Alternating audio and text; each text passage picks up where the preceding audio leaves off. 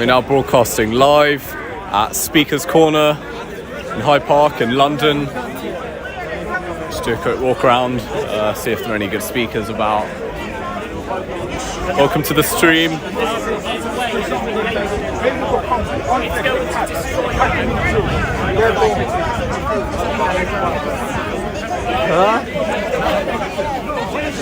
You don't believe that? I know that. But how can it be a cross? How can it need to be died?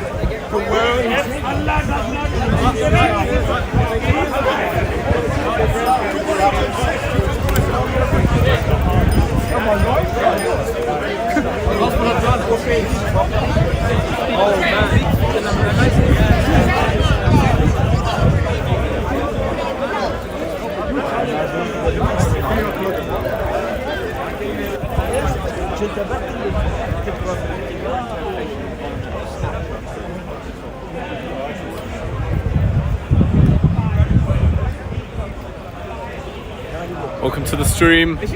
Hope you're all well. This is what they did. I mean, a story I can tell you.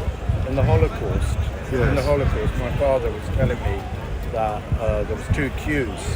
One was full of sick people, and he was on the sick people, like thin, very, very thin.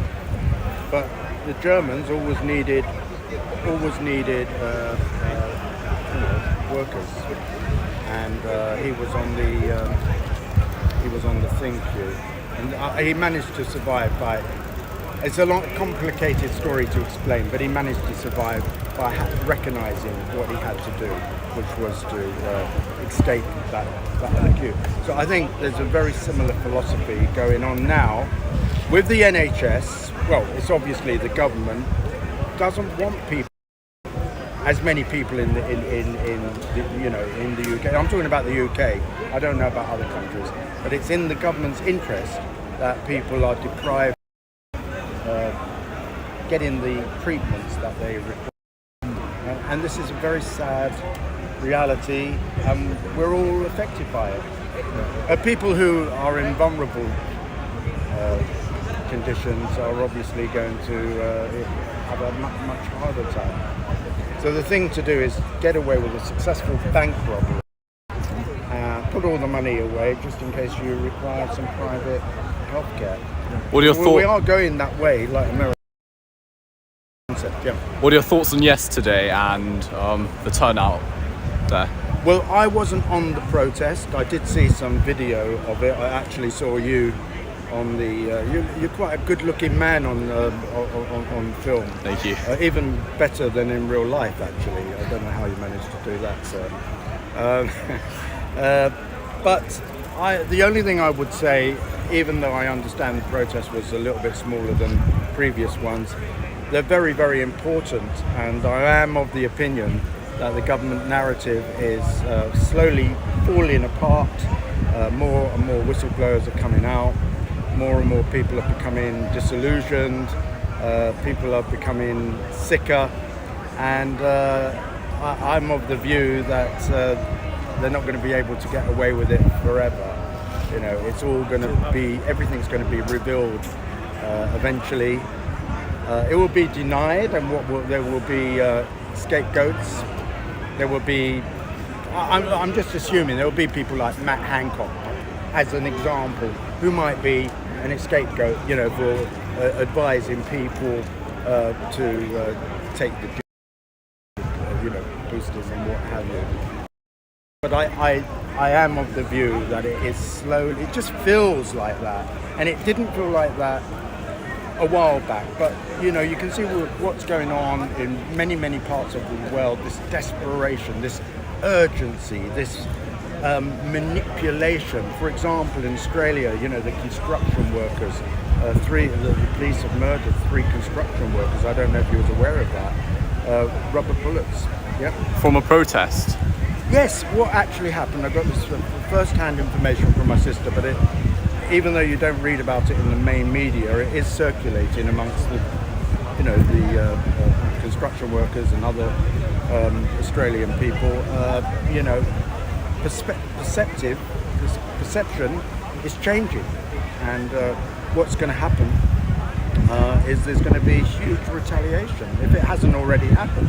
So just to give you a quick example of what went on, there was a protest because they were blackmailed. If you don't take the jib jab, don't expect to go back to work. That's what was said. Okay, and these are like big rugby men, really big guys. They won't go, so they went on the street and peacefully protested. How many were there, roughly? I don't know, but in the thousands. I mean, not, in the thousands, as I understand it. And what happened was the police chose to eventually use rubber bullets on their own people. I mean, this is just incredible what happened. And as a result of the rubber bullets, in that protest, one person died of his injuries. And then there was, as I understand it, a tall building where the police confronted two other construction worker protests. And what happened is they were either going to get bullets or jump off the building. They chose to jump off the building and they both died. So what you actually have a situation where the police in Australia, I believe it was Melbourne, have murdered 3 citizens. Now I mean, if that happened, let's say that happened to any one of us, or our families, would we not seek retaliation? Would we just, do nothing? So what the media are doing, they have been sadly supporting the government, and they have reported that there's a lot of right-wing associates, marching with these people. So what they're doing is the usual thing. Do you think they're putting people off? Do you think they're putting people off who don't normally go to protests by calling us right-wingers or whatever? Well, they're doing, you've got different media people, but the reason why, sorry, it's not exactly answering your question, but the reason why I think things will change is because some of the media people got injured as well. So the police ignored the fact that they had press, quite, I think, on their helmets actually, or on their bags. It didn't make any difference. And I think there was a general concern amongst the police that they're being filmed doing terrible things to people. So as a result of that, I think that those media people potentially would change track. So as opposed to just covering unbiasedly the protests, what I think is likely to happen is something very, very extraordinary, that they will completely change their philosophy. So it's they're witnessing firsthand. If they're a victim themselves, I mean, they can't really lie, can they? They've got to reveal what's happened. So it's a sort of shift maybe in the media because they're getting well, we have to acknowledge the censorship problems as well. There's I mean, those that think that Australia is still a modern democracy are totally wrong. It is a far cry from what it used to be. And we are going that way ourselves. I mean, unless we actually protest it. And that's why I think it's very important for people to continue to go on these protests, as opposed to large protests in London, which is what we have had traditionally. It does seem to be that there's protests in Manchester and Liverpool, and little small protests. There's a lot of protests outside schools now, where they're actually saying they're communicating to the parents, do you think this is a good idea? But of course, we all know the parents have the right to influence. They can advise their children, but they cannot go against their children's decision. So what we're saying here is that a child of 12 who would be forbidden to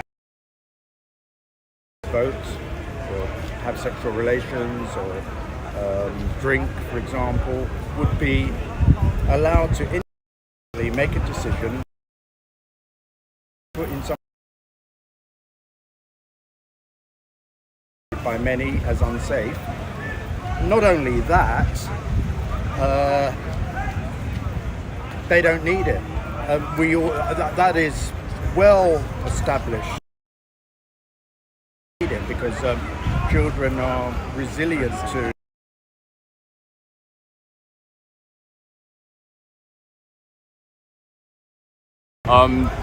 You know how we're doing these protests. Yeah. In the UK, it appears, yes, we do have a degree of freedom, largely compared to Australia. Shouldn't we be protesting outside the Australian embassy, for example, in solidarity with Australia? It's a good idea. If you want to start it up, I'm sure you get a huge amount of support. I should point out that the Tibetans have protested for years outside the Chinese embassy. It's quite provocative, I would have thought. But on the other hand, they're still doing it years and years and years afterwards. And to the best of my knowledge, the Chinese government are acting more atrociously all the time. They want to be the superpower, and in order to achieve that, they are prepared to do anything that to achieve that. And we allow it by, of course, doing business with them. I'm totally against the idea of doing business, as I say that to very elegant Chinese ladies are walking past. You think Chinese will invade Australia? After Taiwan? I'm not an expert in that field. All I'm saying that it's very dangerous to allow any country to become a superpower, and we are going the wrong way, because the best thing we could do is try somehow or other to communicate, and it's not impossible for big enemies to actually love each other in a way. As an example, South Africa, as you know, I'm not saying it's a good country now, there's a lot of problems in South Africa, huge corruption, but the apartheid has kind of disappeared. I mean, when I was there in 1989, I believe it was the remnants of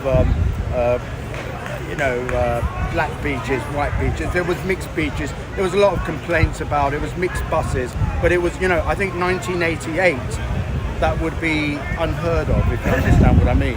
So, one can make progress with communication. Unfortunately, people think they're going to last forever. People like power. I was having a conversation this morning with this young lady about power. Even in relationships, that the man wants the power of the women want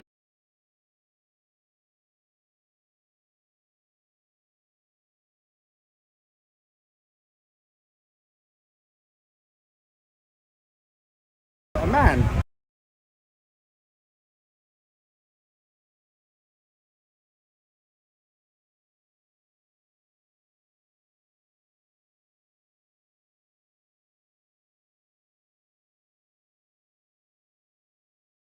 Yes. You look like real men, but convinced that you.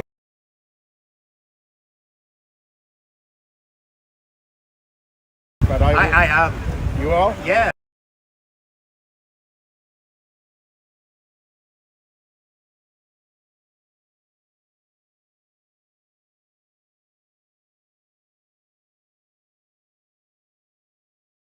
I'm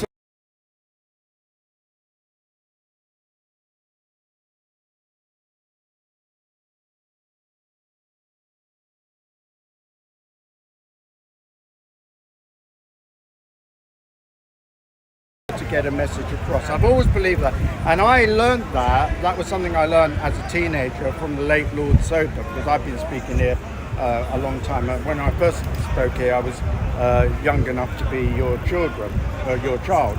Now I'm old enough to be the father of some of you, and some of you look familiar. Obviously, not everybody, but Me?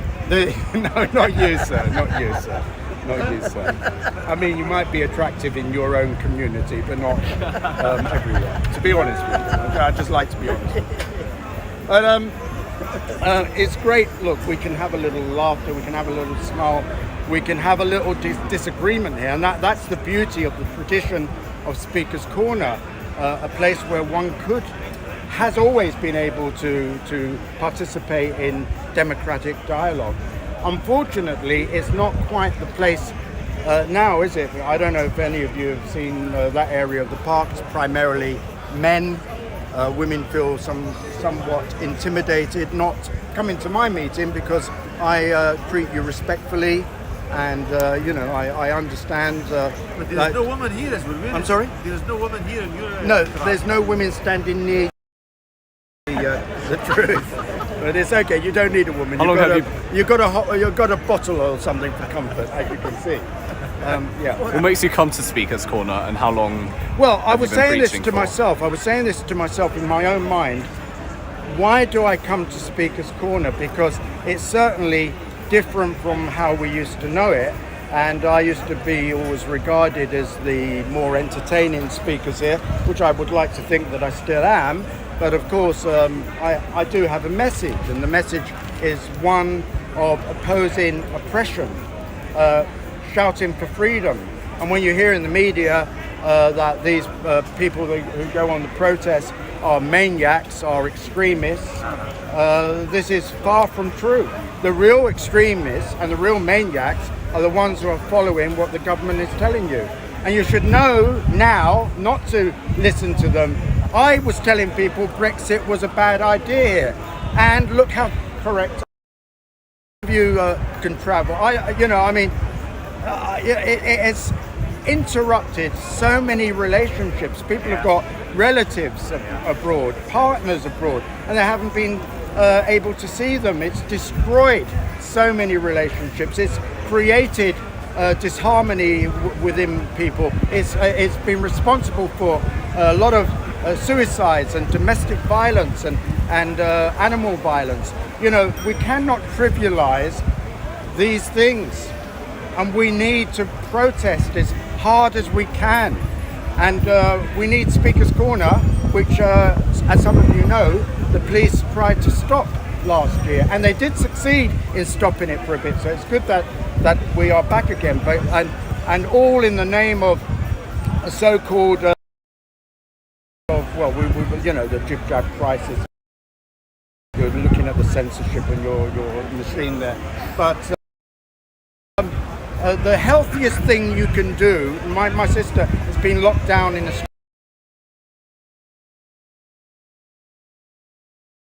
The lockdown is going to continue until till November. The healthiest thing, the fresh. If you are indoors, you are going to be sick. You need this.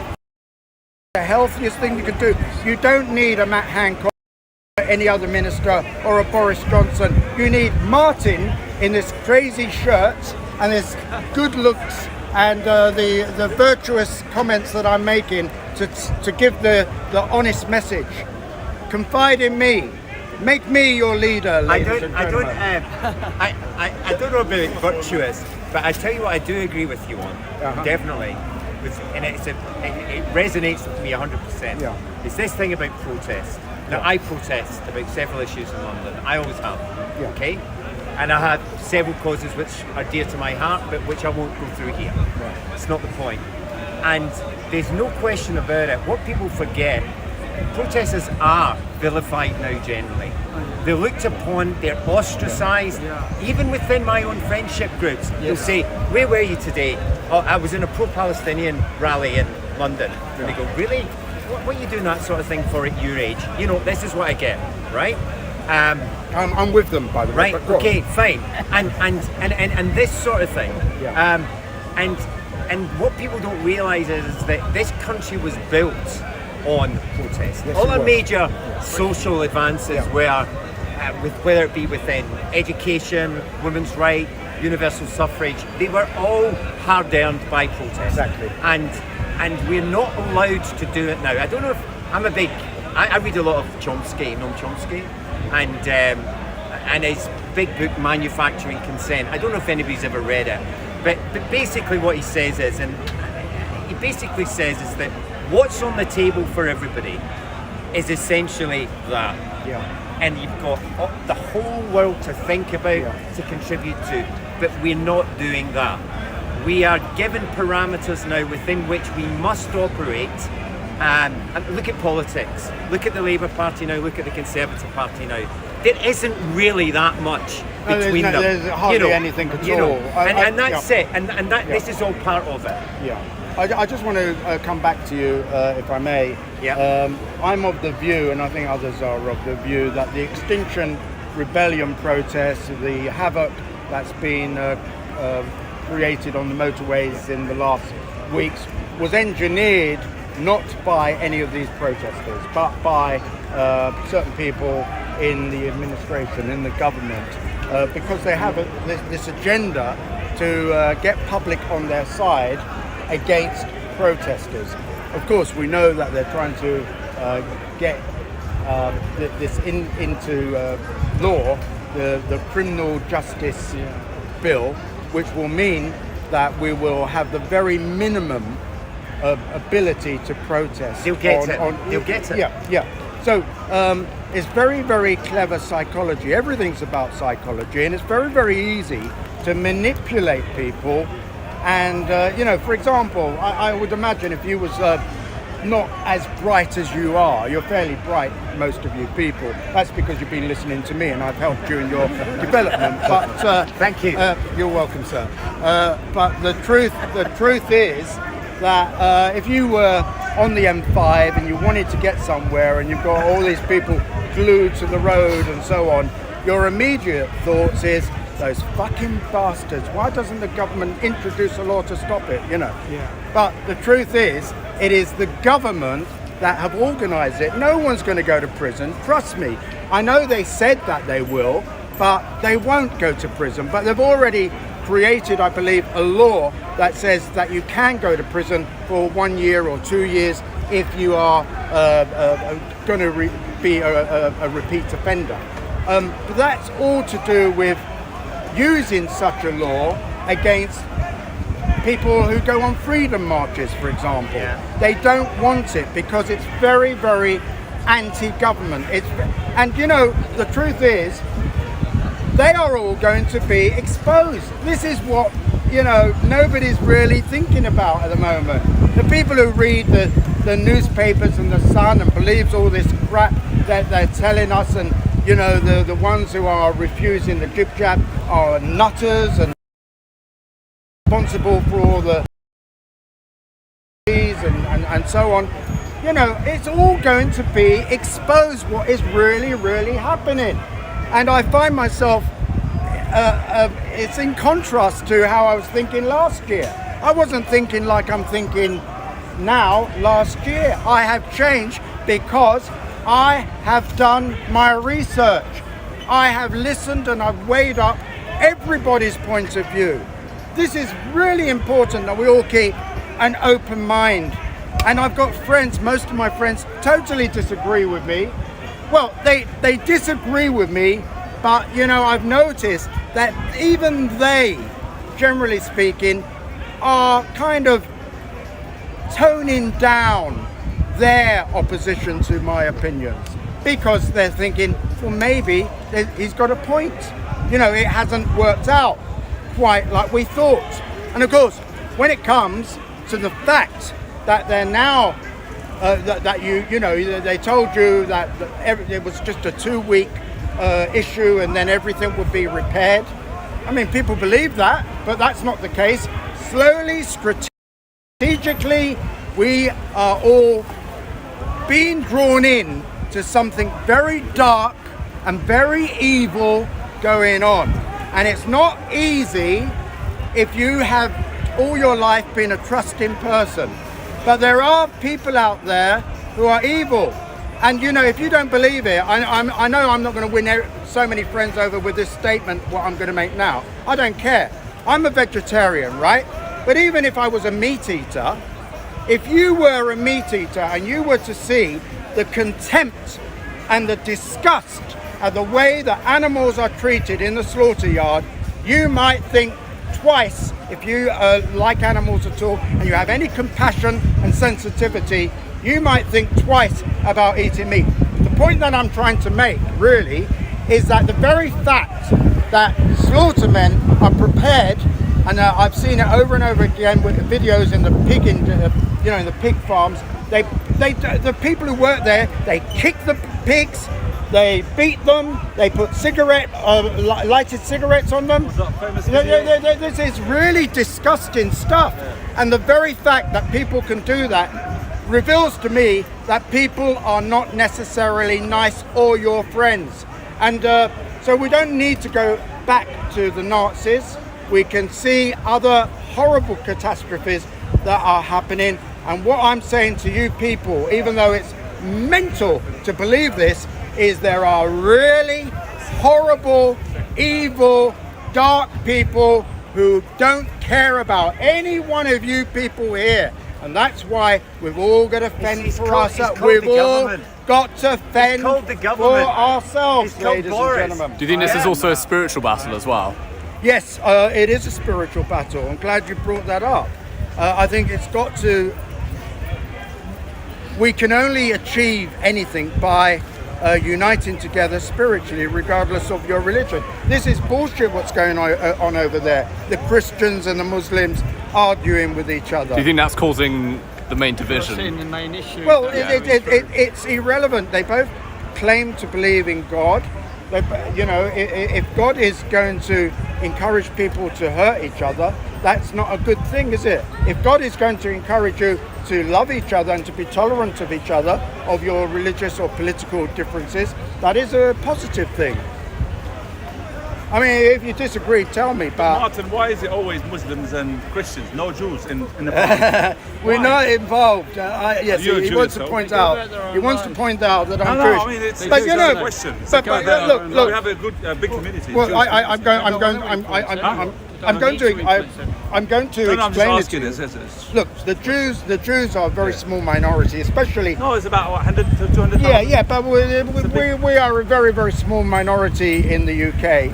And, when you say the Jews, you are suggesting by that statement that Jews are By united. the way, I love Jews. Orange Jews, I banana know, Jews, yeah. apple Jews. But I just want to say this to you, my friend, that the Jews are not united in their thoughts, especially religiously. They are not.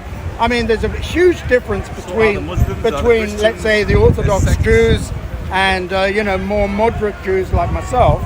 So there's a huge difference. The Orthodox Jews will have they will go out 2 o'clock, 3 o'clock in the morning with their children. I mean, I don't understand that, to go out and eat. I can't relate to that. I had to be in bed at 8 o'clock when I was a child, so can't relate to any of that. So and I think also in the Muslim faith, I mean, I've seen them arguing over there as well. The secular Muslims and more fanatical Muslims. So, but look, at the end of the day, we are as we are, we think as we do, mainly because of the various influences that have been in our lives, yeah? But I would like to think the best thing to do, even if you've had religious teaching and influence, the best thing you can do really is to distance yourself from all that and ask the questions yourself unbiasedly. Try to keep a receptive mind. That's the best thing you can do. Hello, that's the lady who likes me, actually. Boring you. I know that you like me because you are a regular.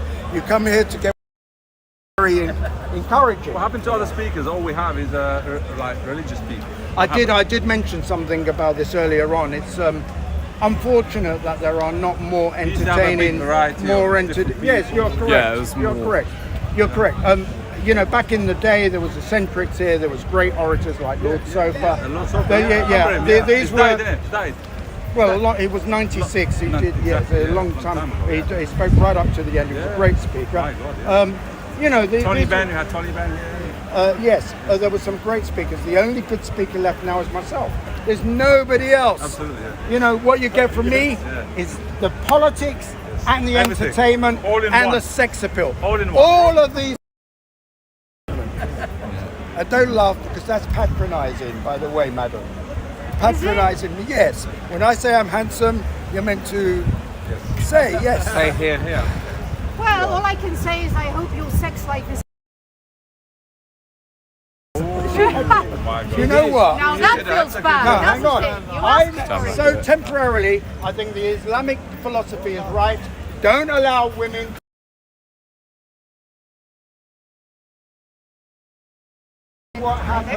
and it puts us in a very difficult, vulnerable situation. Do you see that? This is what education has done. They educated and then they insult you. Suppress them! I was mostly.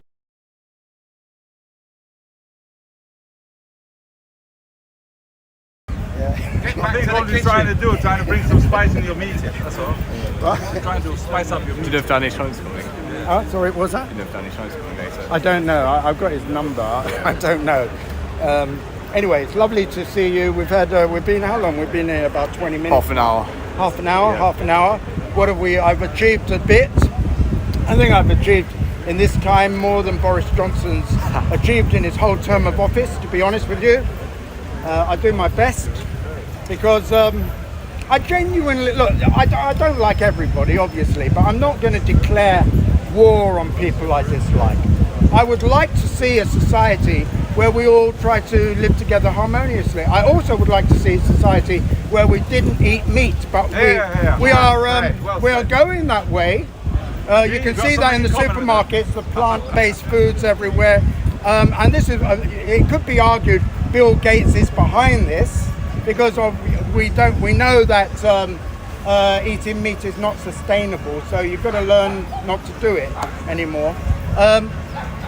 So in that way we're probably going the right direction. In other ways we're going in the wrong direction. I would like to see people uniting together. People, you know, if you remember John Lennon and Yoko Ono, the bedsit, it's before most of your time, isn't it? When was that? 1970. Was it 1970? Where they did a sit-in all night long. I believe that was against the Vietnam War originally. It was designed to make people aware that peace should have a chance, and their famous song was "Give Peace a Chance." Do you remember that song? Yes. Give peace a chance. And so, you know, it was a genuine message, and it was a very good message, and it's something that I wished I could do and do it publicly. Actually, maybe we could do it, you and I.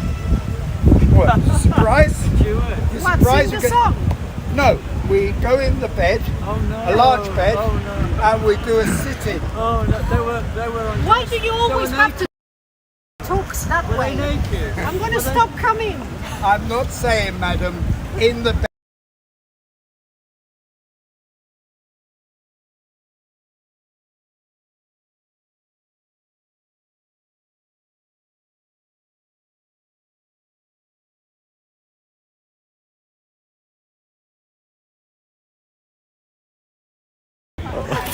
You should see the And comments. then what? Do a pillow. You should Martin, I remember when, you know, in the 80s, they had the biggest audience. What's that? In the 80s, remember? What did they say? You're going to have to talk. No, it's fine. It's You fine. tell me He after. had the biggest audience. Okay. Biggest. You know, had the biggest audience. No. I remember the A guy called Roy Sauer had a bigger audience than Martin. No. How many people? I'm not worried. I'm not. I've got videos. Excuse me. I'm not in a competition to get Well, the to be biggest fair, you audience. have like 80 people on here. So Sorry? You have like 80 people on here. There's so- 80 people Exactly. there. So Look. it's not bad. 80 and Not 20 bad. is 100. You started with 2, It's innit? 100, I Remember? got 100 people. Let's subscribe to your channel. Yeah. But Have you reached the hours now? Another excuse me, guys. I'm the speaker. Not yet. Yeah. Look, Oh yeah. this man there with the book is trying to get a bed sitting. He's trying to replace. You see what's going on there? You see? This is what desperate men do. I want to get in there. Yeah, definitely. Yeah. Of course. It's just no. I don't know. Somehow I've lost the attention. I don't know how that's happened. I don't deserve to lose the attention. I do, but like I chose not to get it. Virus that does. So We're I'm going to just have to not- shoot him. Yeah. We're going to have to.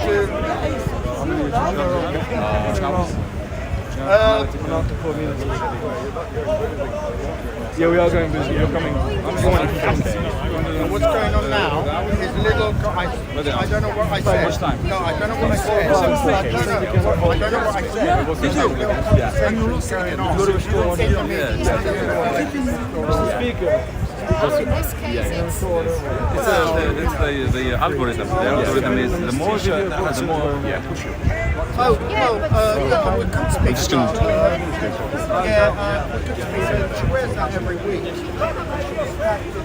Just do a quick walk around.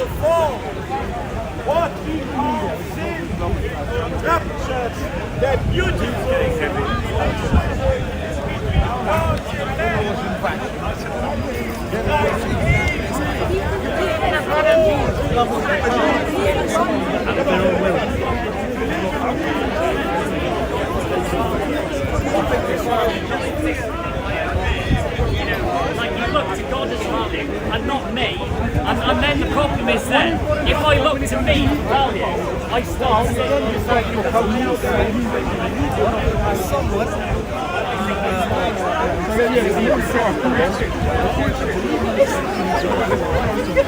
Does the devil believe in the oneness of God? So is the devil a believer? The devil, he refused to bow down. God told him to fall on his face. So that's why the devil believes in oneness. So but the issue with what you've got is that firstly, belief in one God ain't all that. That's the reality. Because even the devil believes in one God. 1 second.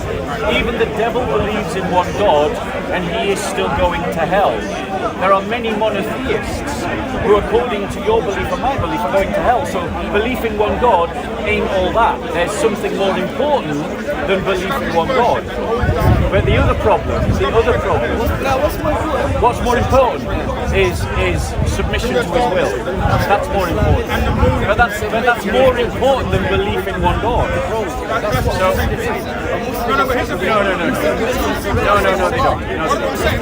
But I probably know more about Islam than you do. Yeah, well, we'll see. So, yes, I probably do. Because remember, 2 minutes ago you were saying, I'm not educated enough to talk to you. Yeah? So when I say I'm more educated in Islam than you should believe it, because I am. Right. So here's the problem that Bloodfire is exploring. Allah says in his holy book that nothing happens except that he wills it. So if someone doesn't believe in Allah, that is Allah's will. Knowing your life streams, bro. Would it be right? Did you see the one yesterday? Yeah, the protest, yeah, very good. I'm not questioning your heavy. I'm questioning the sock puppet of Muhammad. Let me answer this question. If Allah compels you to do something, is it right that he punishes you for doing it? First, we thought it was going to kick off. No, and then question. You're running away. You're running away. But you're running away from the problem in your religion. If this government forced you to do X, but then sent you to prison for doing X, would that be an just or an unjust government? Confronting the TS students. Yeah, there's a lot of people went there. Do you understand the question? You understood the question. Did you understand? He understood the question. So let's ask it again. If a government forces you to do X, but then because you did X, sent you to prison, would that government be just or unjust? Unjust. So if Allah forces you to do something and then punishes you for doing it, is that just? You're hating. Do you understand the problem? Answer the question. You're not answering his question. You're comparing to the kingdom of God. It's an analogy. Answer my question. We don't know about the station. What Exactly. So here's the image that you're. But this is the problem. Here is the image, and I'm going to explain why it's a problem. I'm going to explain. I'm not questioning my God, I'm questioning your God, and your book invites me to do so. Your book says, listen to what the Quran says. Firstly, when it says the Quran is being recited, it says, "Pay heed that thou mayest obtain mercy." Secondly, it says in the Quran that if they, meaning the people of the book, were to find, if they were to examine this book, and if it were from any other than Allah, Quran, they would find contradictions in it. So the Quran invites me to find contradictions in it, and with the belief that I won't be able to. Right. So you've just condemned a government for making you do X and then punishing you for doing X, but you believe that Allah makes you do X but then will punish you for doing X. That's what you've just said. Right, does anything happen outside of Allah's will? No. So if I don't believe in Allah, is that because it's Allah's will that I don't believe? I'm an extension. There's a guy, this is a hadith as well.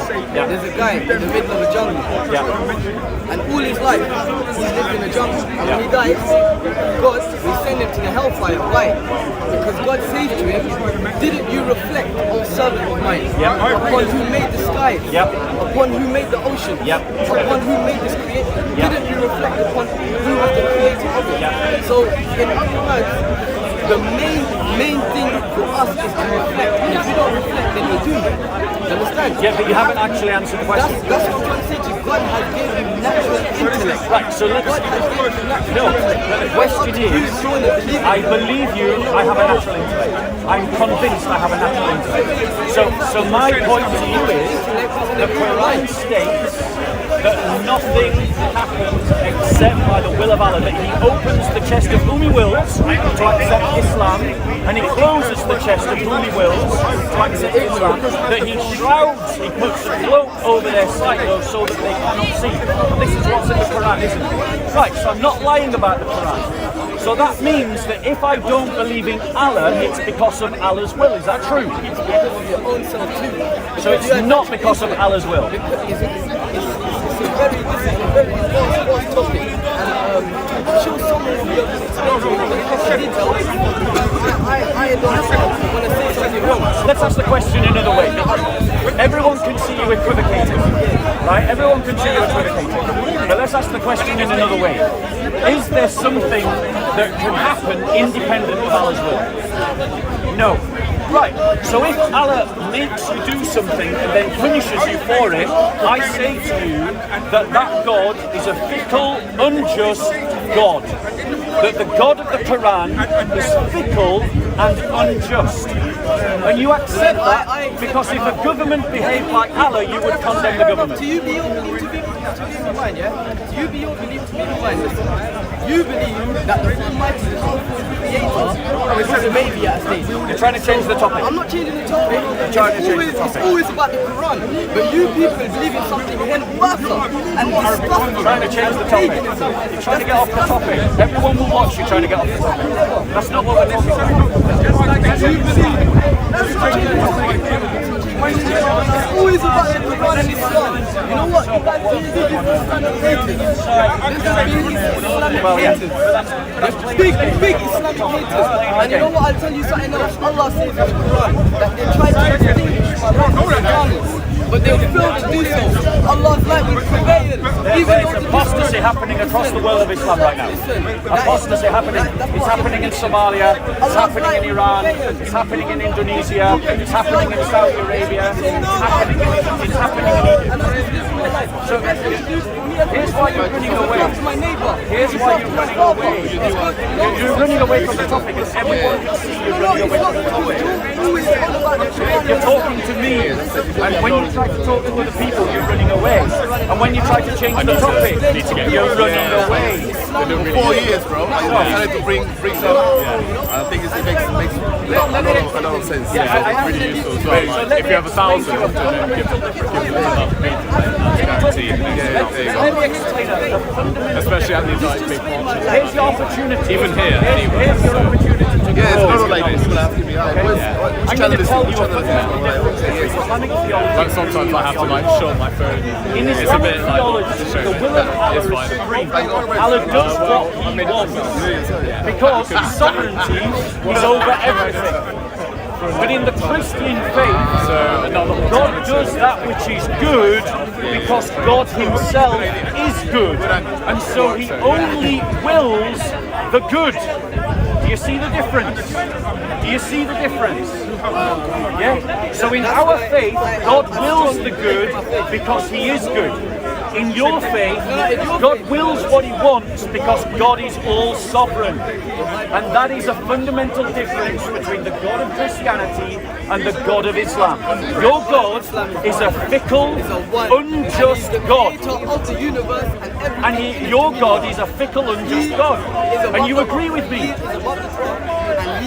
And you agree with me.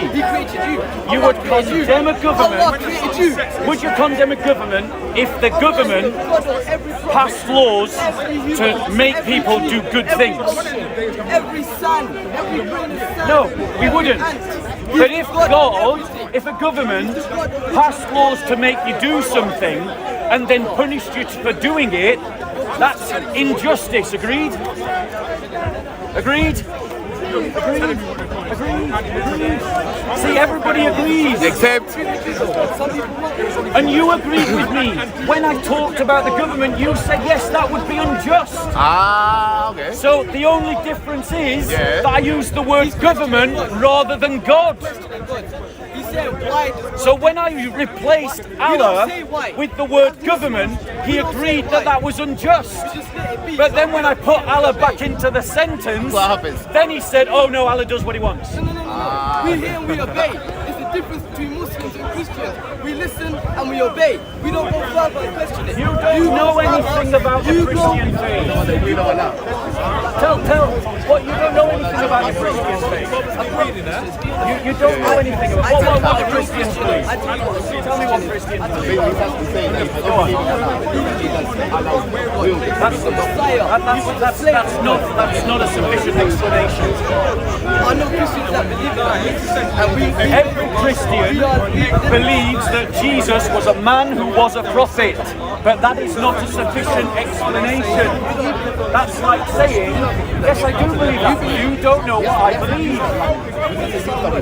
Yes, and that's why I said it wasn't a sufficient explanation. You see, you need to listen more. That's why you don't know what Christians believe, because you don't listen. You've got your little script that all the dawah puppets you use, and once you've used your script, you're out of bullets. You know, every time they say this, I remember the verse in my head. They tried to extinguish the light of Allah with their tongues. And in Indonesia, Christianity is growing. In Iran, Christianity is growing. In Saudi Arabia, Christianity is growing. In Sudan, Christianity is growing. Christianity is growing across the Islamic world. Across the Islamic world. Across the Islamic world. Islam is rotting from within. It is rotting from within. Even your own,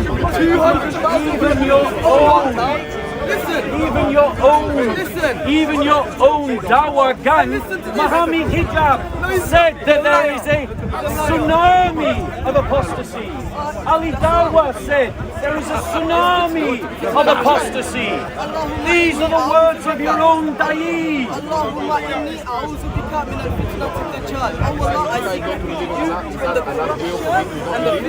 All nice rhetoric, but doesn't deal with any of the facts. It's all nice rhetoric, but none of it deals with the facts.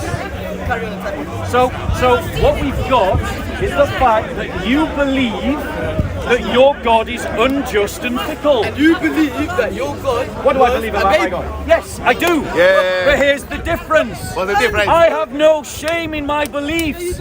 He's embarrassed by his. Because in one sentence, he said that Allah was unjust, and in the next one he took it back. Because I gave you... Listen, I'll tell you when. Okay. Listen, this is what happened. Okay, what happened? I gave him the same sentence, and all I did is replace one word. Repeat the sentence, Bob. The sentence was... Okay. If Allah commands you to do something, but then punishes you for doing it, is that unjust? The word that I replaced was the word Allah, and I replaced it with the word government. And I said, if a government forces you to do something, but then punishes you for doing it, would that government be unjust? Yes or no? Yes. Yes. So there you go. Yeah. You're admitting that your God is unjust. And you're hiding behind a word. All I did is replace one word in the same sentence, and in one sentence you condemn your God, and in the next sentence you defend your God. Come forward, Uncle. You don't know God. Go on, Uncle. He wants explanation for that. So, now in our example, you agreed with me that it would be unjust for a government to force you to do something, but then punish you for doing it. That is unjust, agreed? Great. Now, in the Quran, everything happens according to Allah's will, yes? Yes, what do you mean by the will? Allah's will is sovereign. But that doesn't mean that he's forcing us. Right, hold on one second. Look, fire. What was the passage that you were debating? The one that says that even unbelief comes from Allah. Surah 10:100. 10:100. Let's look at what your Quran says. Problem with your understanding, not with the words. Okay, let's look at what the Quran says. Because I contend that the God of Islam and the God of Christianity, are different. Okay. The God of this book is a fickle and unjust God who forces you to do something, Let me finish. We will talk. We'll do it. We will talk. I will let you speak. Let me finish. Okay, so that the God of the Quran is a fickle and unjust God. He does what he will. But in the Bible, the God of the Bible commands that which is good because he himself is good. Okay, so there's the difference. In Islam, the will of Allah is sovereign and all-powerful, and it is separate to anything else, above everything else. In Christianity, the will of God flows from himself, and himself is good. Look fire, sorry, look fire. 10:100. Look fire. What? 10:100. Go on. Go on, Uncle. Jesus allows the murder that happens in this earth. He's allowing it or not? By his will. He permits it in his wider will. Okay, so he's permitting something evil. Okay, so let's deal with that. That's a good point. Let's deal with that, because it's a good counterpoint. Yeah. Let's deal He's with that. permitting people to die of cancer. He's permitting people killing each other. Let's deal with that. It's a good point. That's a good point, Uncle. Good point. I'm commending your point. Yeah. Because it's a good point. Yes. But what I'm saying to you is that you're using a defense that is proper to the theology of Christianity, not the theology of the Quran. This is the theology. No, it's not. That's the point. No, this is the difference. Okay. This is the difference. The theology of the Bible is different from the theology of the Quran. Okay, read the reference. Listen to what the Quran actually says. Read it, Bob.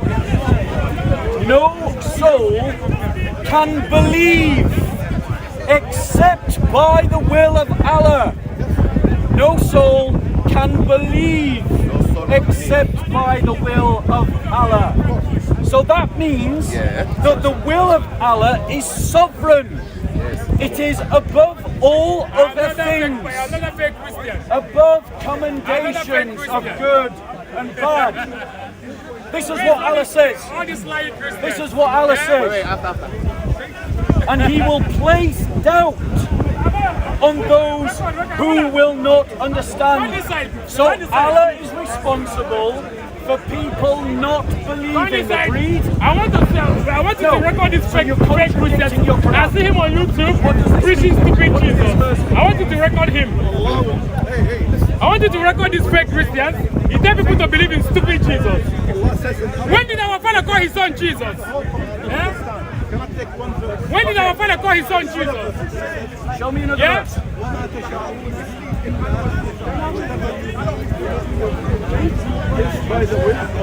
Whatever you will is by the will of God. That confirms my argument. It doesn't disprove it. Let me explain. It means that even if Can you see? I'm talking to him. No one's talking to you. I'm talking to him. Go on. Just ignore him. You get these people. Uncle, you get these people from time to time. You just got to press on them. I see you on YouTube. I see you on YouTube. Yeah. Uncle, you just let me stand there. You stand Jesus is a pig. Right, go on, Uncle. Jesus is a pig. Go on, just talk to me. Jesus is a pig. other verses, maybe I did not Jesus is a pig. because this verse Can you also see? explains the same thing that what you said. But Thank there you. are other verses. Yes. Yeah? I'm not a scholar, and I'm just trying to. Yes. Another verse says that if you wish as an evil man, let's say, if you are an evil man, or a disbeliever, wishes to do something wrong, Yes. Allah will make it easy for you. Okay. Wait. Yes. On the other side, if you are a pious person and want to do something good, also Allah will make it easy for you. Can you show me in the That's Quran? part. Yeah, I can show you. Yeah, pull it up. Let's have a look I at it. can't remember the verse now. Because in what we've got is even one of the own verses that you gave, the one where it says Allah will. What? How did you phrase it? I don't want to misquote you. Allah will something your will. It's Allah will make it easy. No. The first verse, the one that supports my argument. وَمَا تَشَاءُونَ إِلَّا أَن يَشَاءَ اللَّهُ. Which in Whatever English? you will, Yes. is by the will of Allah. It means like that. Listen. Wait. No. I'm speaking. I just wanted to make sure I didn't misquote you. So, even the verse that you gave states that whatever you will is by the will of Allah, and therefore the other verse that you gave that said if you are a pious person, Allah will make it easy for you, and if you are an unrighteous person, Allah will make it easy for you, still falls within the fact that both your piety and your unrighteousness are Allah's will. Which means that it is unjust for Allah to punish you for something that He made you do. No, wait. Now, if you are an evil person, and Allah makes it easy for you to kill this, let's say, this man next to you, because you found a gun, He made it easy for you to carry the gun and kill the person, an innocent person. Yes. He made it easy. Will that be unjust? Right. Will that be unjust? Allah is unjust, yes. For making it easy for you. That's your will. You want to kill him. Allah's want to kill him. But your That's it. Quran doesn't say that. Wait. You want to kill him, right? But that will, I'm dealing with your argument, but that will is given to you by Allah.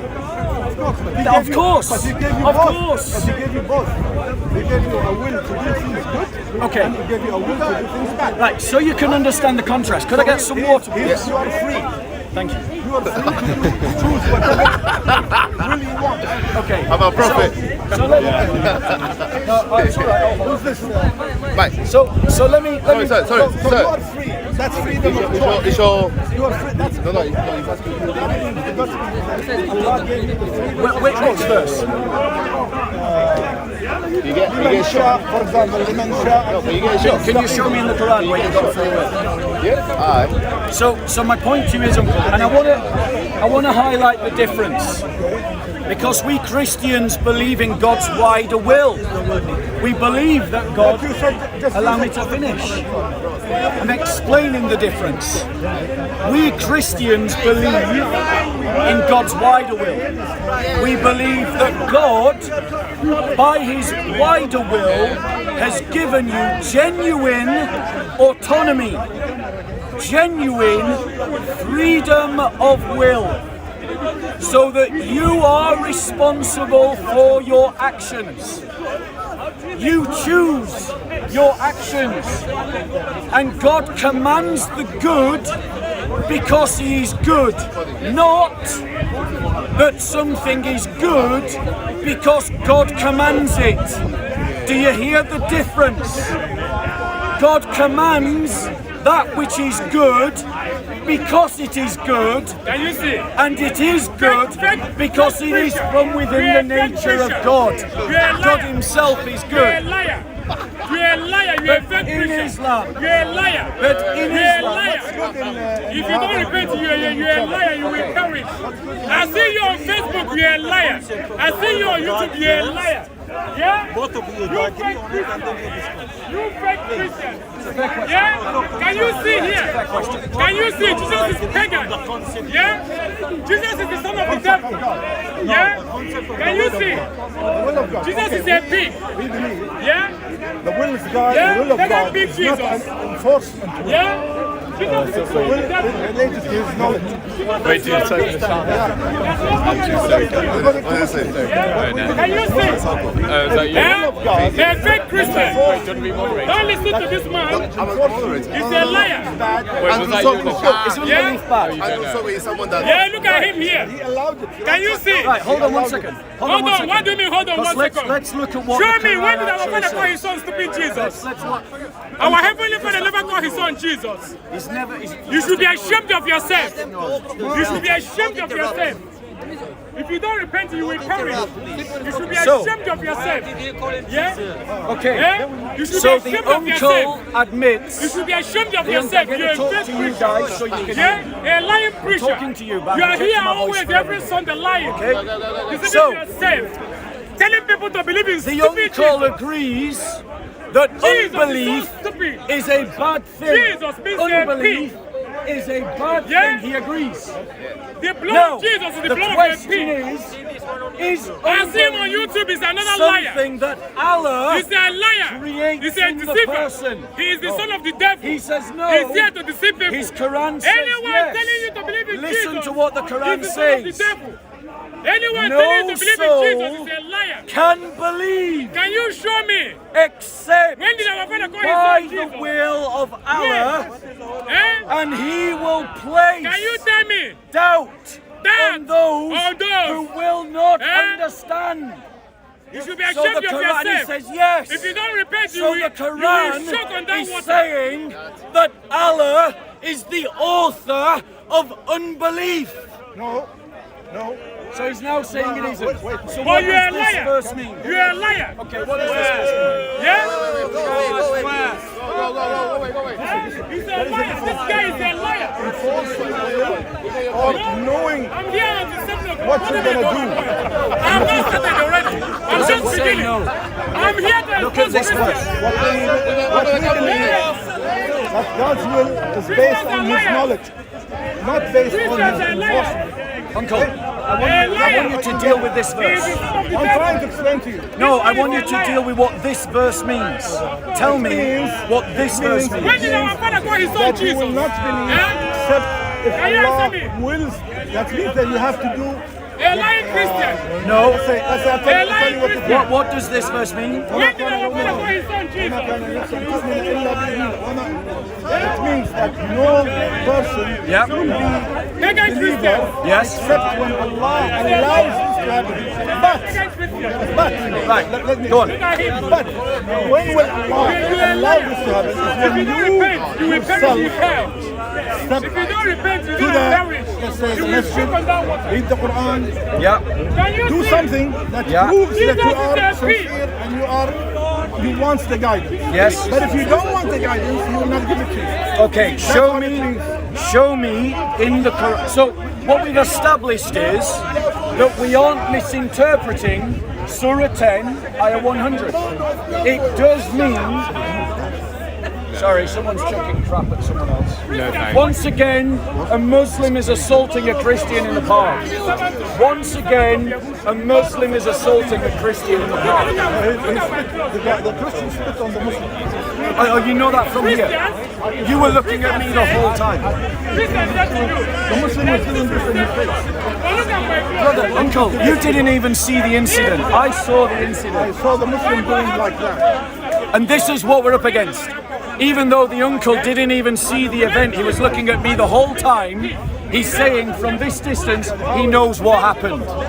Guys, you've got to understand, the Muslim Ummah will always lie to the defense of the Muslim Ummah. They will work to defend. He could be sweating. He chucked water on the Christian, he might have splashed back on him. Where's your proof that he spat? What is the proof that? I saw it. He choked it. I saw it with my own eyes. No, I was looking over there. I was looking over there. The camera will show. So, what we've established is that we're not misinterpreting this verse in the Quran.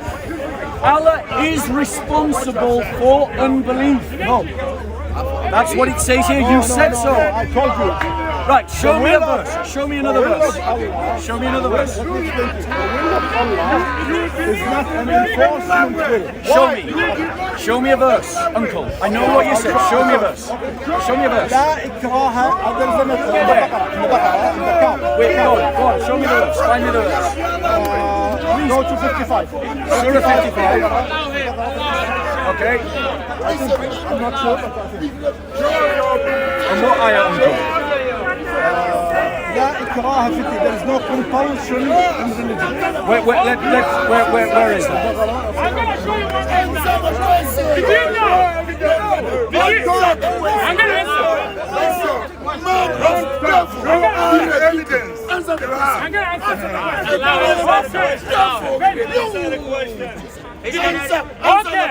Okay.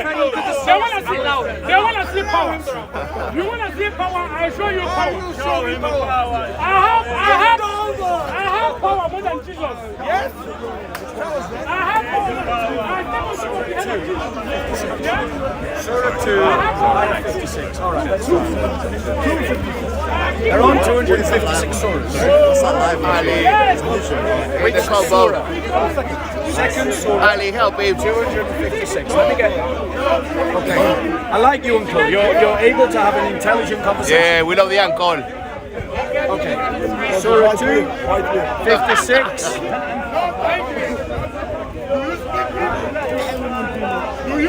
Okay. So, it says, let there be no compulsion in religion. Truth stands out clear from error. Whoever rejects evil and believes in Allah hath grasped the most trustworthy handhold that never breaks, and Allah heareth and knoweth all things. Brilliant. Right. So there's no pretty much agree then. Go on. Right. So, does it not also say, and you could maybe help me find the surah, is there not also a surah in the Quran where it says, and Allah opens the chest of whom He wills to receive Islam, and He closes the chest of whom as if He is ascending into the sky? Which surah and ayah is this?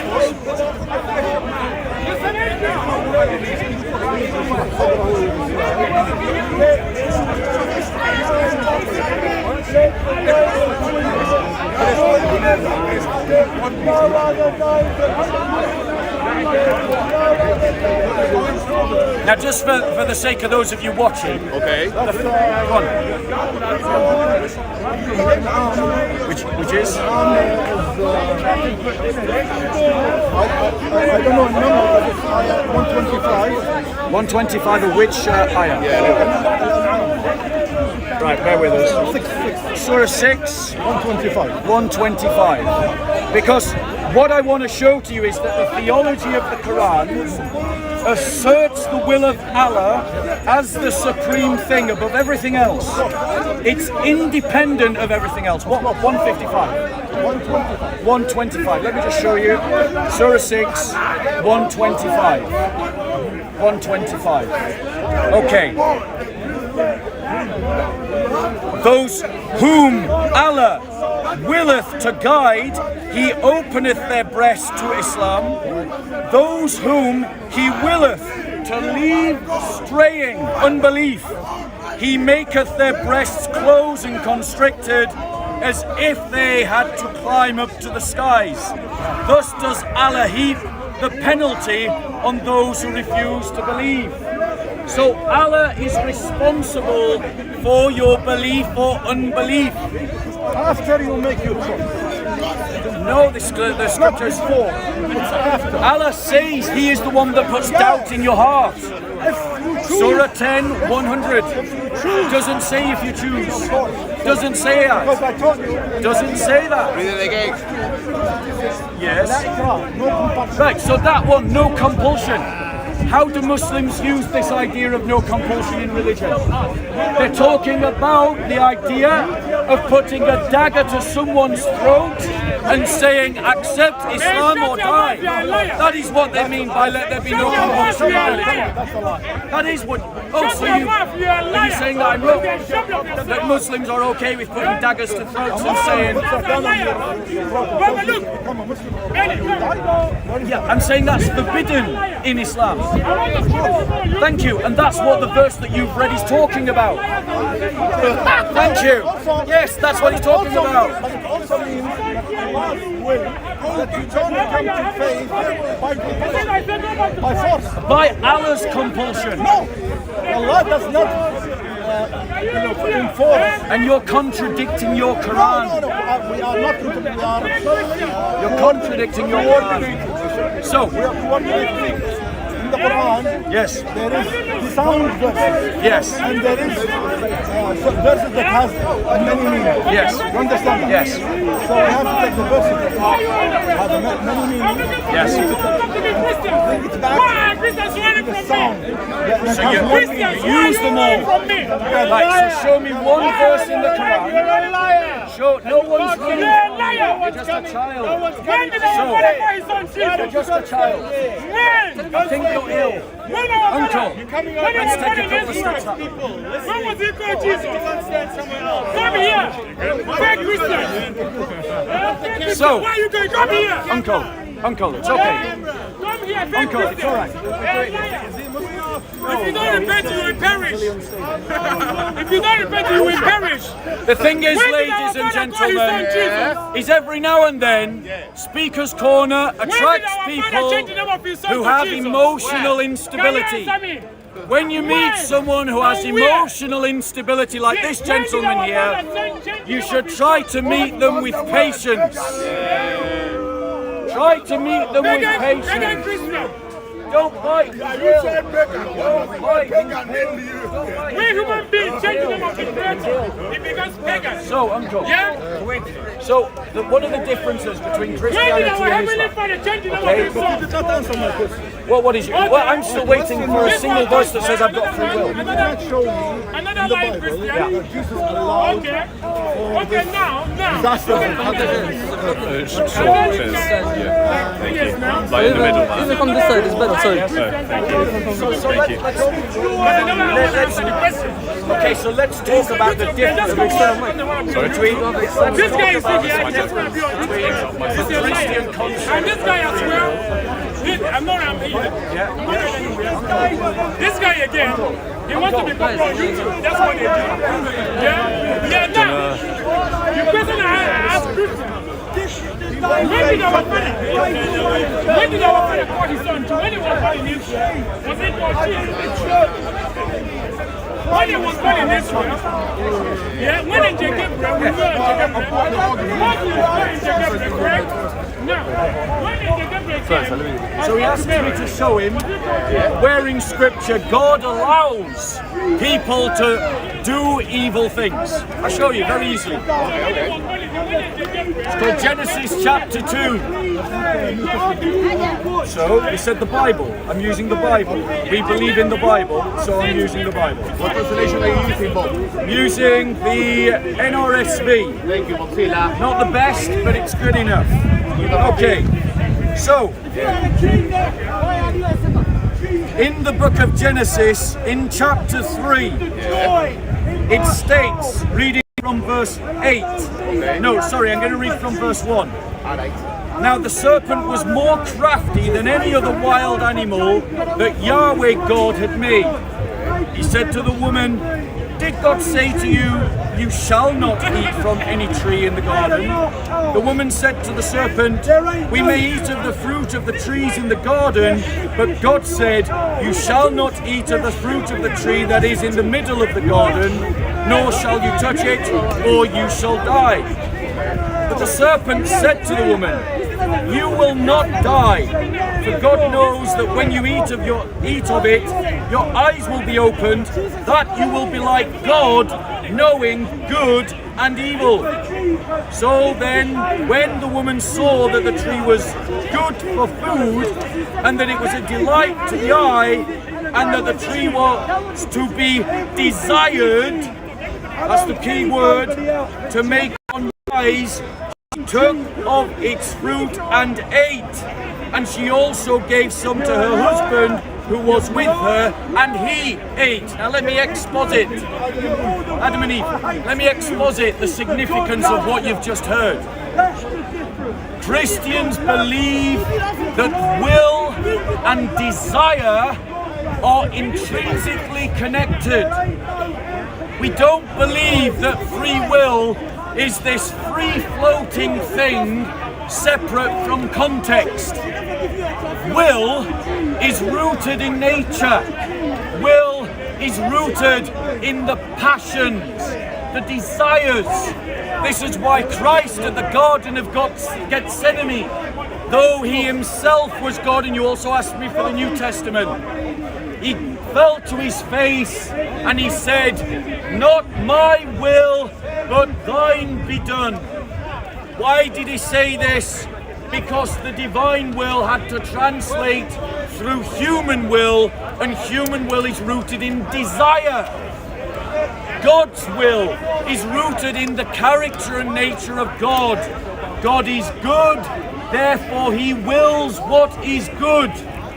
In Islam, in Islam, what is good because Allah wills it.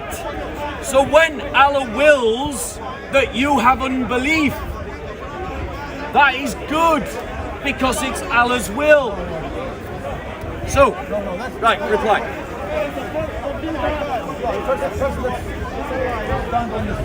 Yeah. Yes. Yes. Yes. No, of course not. Of course not. But her choice was rooted in her nature. Remember that passage. Listen. You will not die.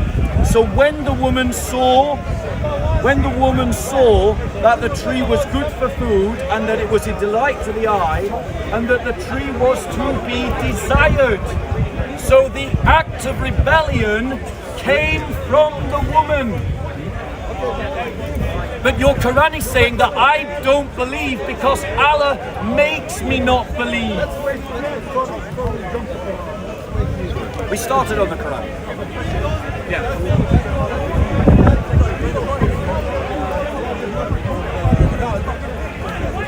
Yes. Oh, of course. Yes. She desired it for wisdom. Yes. Yes. Yes. Yes. No, hold on one second. Because so here's the thing. The topic of what God wants for the woman is irrelevant to the question that we're talking about, but I will entertain it because you've been so charitable to entertain my questions. So God forbade this knowledge of good and evil to preserve the original innocence of the human species. If the human species is innocent of the knowledge of good and evil, they are essentially children in the world. And children are not guilty of crime because children are innocent of the knowledge of good and evil. That's why we have the idea of legal culpability. Because at a certain point we deem that someone should know better. That is why God didn't want Adam and Eve to eat of the knowledge of good and evil, because they would then be culpable for the evil that they do. However, wait one second, no, uncle, the topic we're talking about, is the fact that in the Christian faith, God wills what is good because he himself is good. in Islam, God wills So that's what just He besides wants speakers one every week, because He is the master and the king, and He can besides do from whatever He speakers wants. one Is every that week. fair? Protest, got it. But So you're there every Allah, week, so all right. so Allah's will is constrained by what? Yeah, but no, don't get off the topic though. But don't get off the topic. Don't get off the topic, Uncle. No, not your topic. The topic you jumped into the conversation over there. Yeah. About my topic, yes. Yes. Yes. So, yes.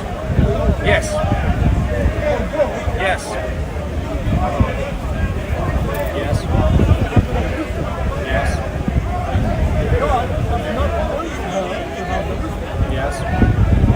Yes.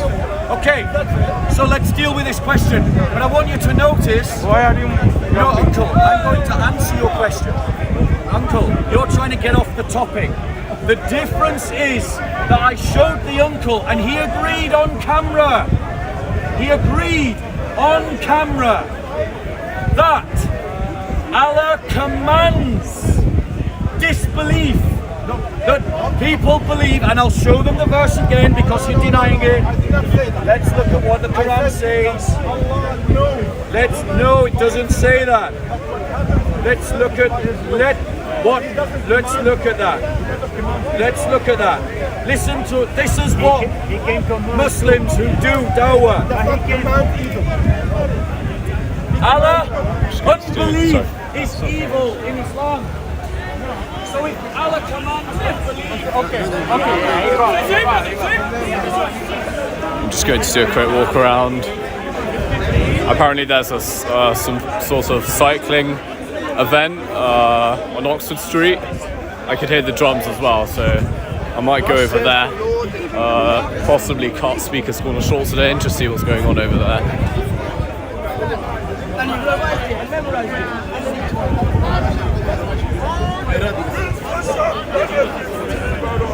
Louis! Okay, how are you? How are you, Louis? How's it going? Yeah. Apparently there's a cycling thing on Oxford Street. What's that? A cycling event. Which I might go cover, I don't know. I've seen a few Yeah. demos. If you realise, if you know, that's Oxford Street, so I think they're like around the area. Is it a demo or just a cycle? Cycle thing, basically. Yeah. I might go see. I've just come in and it's so boring. Yeah. Boring. I don't know why I Different. rushed. It's I rushed, different. yeah. I didn't rushed take my here for time. nothing. It's absolutely boring. Oh, look what my doctor told me to print. My doctor told me to print because my doctor's anti-vax.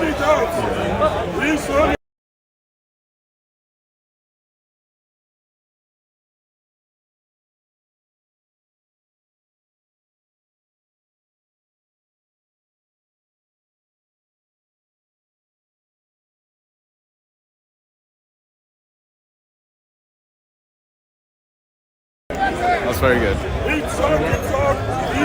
Self-declared COVID Only Jesus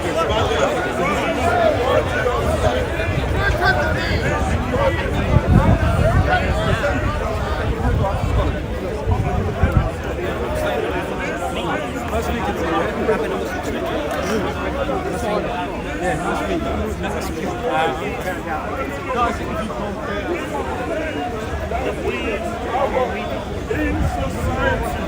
Only Jesus, the Son of God.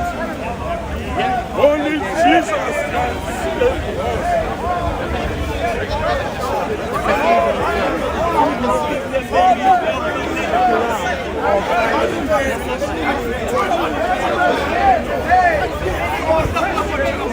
We are the evidence of God, the Holy Spirit.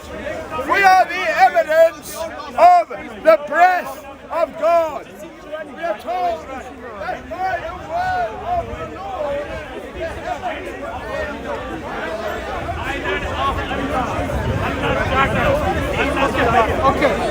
Okay, they're terrible. Why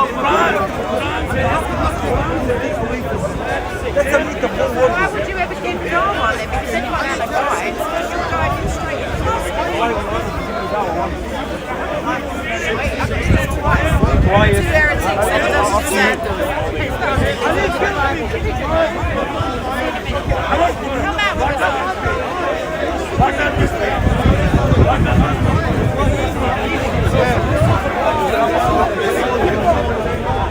Come out with You may be the public figure. There is a public figure, he should defend himself. I'm not a Muslim.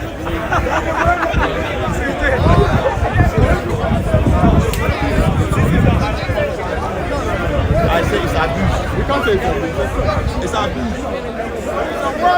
So what?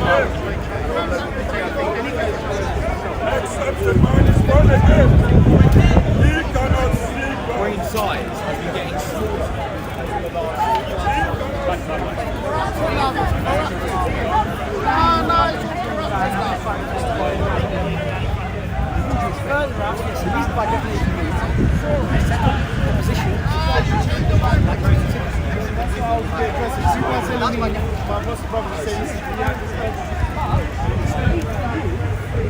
Everyone has. I'm just going to pause the stream for a bit. I'll be back in like 5 minutes. Just bear with.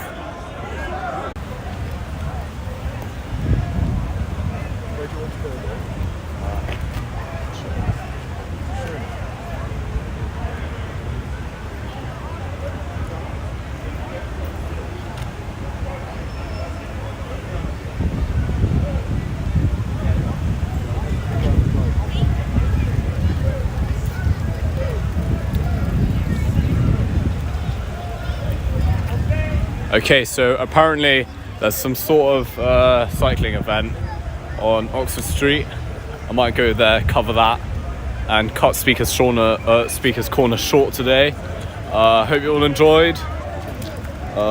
Thanks to all the mods keeping the chat clean. Also thanks to those who've donated. Remember to subscribe, click the bell icon so you don't miss future live streams or videos. I'll be live again later on today in like a couple minutes for the cycling event, which is on Oxford Street, so stay tuned for that.